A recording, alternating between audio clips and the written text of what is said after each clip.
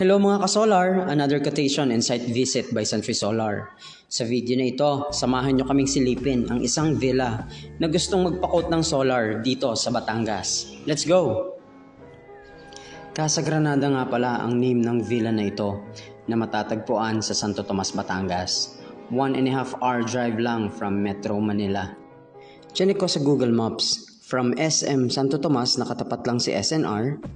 Kakabukas lang po ng dalawang iyan. 15 minutes travel lang. At kung nakapunta ka na sa most visited church in the Philippines, the National Shrine of Padre Pio, 10 minutes lang nasa Casa Granada ka na, kung walang traffic. Hehehe. Nagkakwentuhan nga pala kami ni owner ng Casa Granada and I asked, bakit Granada? Sabi ni owner, marami daw silang pasabog dito. Hehehe. Observe daw ako pagpasok ko. Well actually, based sa experience ko sa pag-iikot-ikot, napansin ko kaagad, spotless. The cleanliness of the whole villa is extraordinary. Nakakahiya nga ipasok ang sapatos. Habang nag-iikot, tinanong ko na ang monthly average electric bill, anong mga appliances and equipment meron, at kung gaano katagal ginagamit.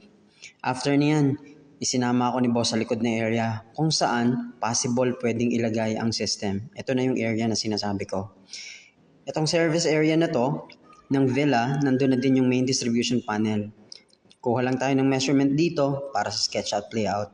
So itong nakikita nyo, SketchUp ang ginamit natin dito.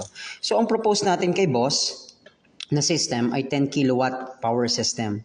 Bale, dalawang 6 kilowatt Solis inverter at 4 na pirasong 51.2 100 ampere hour Pylontech lithium battery. After dito, check naman natin ang bubong. While we are on our way, binuksan ko na yung Sun Surveyor app to check the sun path to ensure yung proper positioning ng ating mga PV panels.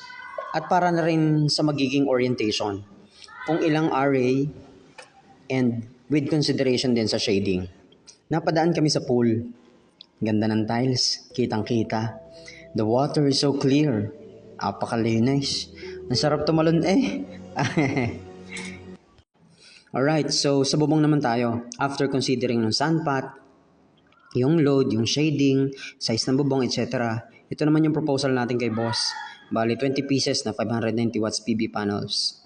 Ganyan na rin po ang magiging orientation. To follow yung layout ng wires at saka yung ibang mga mounting accessories. So all in all mga ka-solar, it was a great day. Update namin kayo kapag natuloy ang project. By the way, nabanggit nga pala sa akin ni boss. Through FB page or Airbnb ang booking sa Casa Granada.